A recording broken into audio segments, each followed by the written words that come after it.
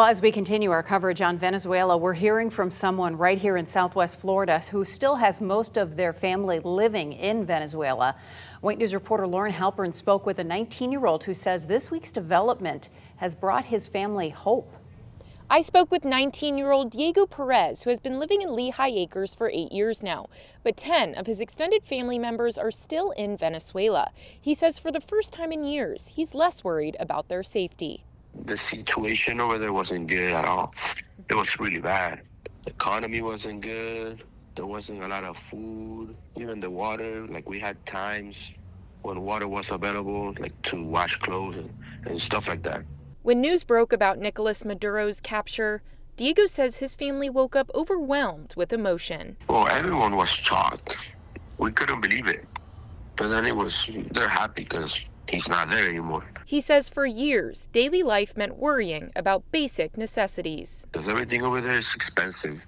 Even if you work over there, you will not have any money, like enough money to live comfortably. So it was hard to imagine a future. The power, like the lights, oh my God, it was horrible over there.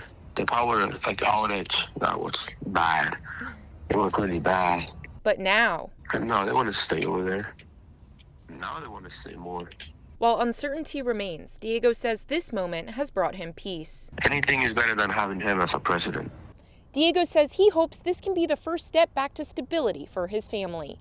I'm in Lee County, Lauren Halpern, Wink News.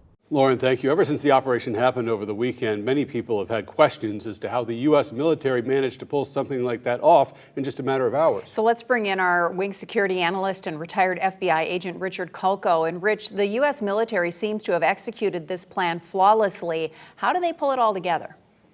Well, Lois, hard work, practice, and preparation. And when we say it only took about 2.5 hours, it really took months to put this together, and that's what's important to take a look at here. Ever since going back to 9/11, and the U.S. has been involved in multiple wars throughout the world, and they've fine-tuned their capabilities and their equipment over that period of time, and that came to a head this past weekend, and this was carried out flawlessly with what we've lately heard, no U.S. casualties or none killed, and that's very, very fortunate. This goes back to an intelligence gathering operation. It went on for months. This included aviation assets, tracking what's going on in Venezuela, as well as people on the ground learning everything they could about Maduro, his movement, where he lives, his hours, his time, how he dressed, looked, all critical elements.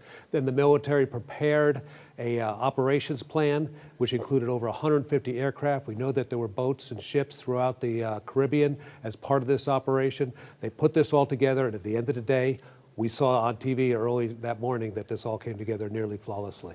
And what's next for our military in that area?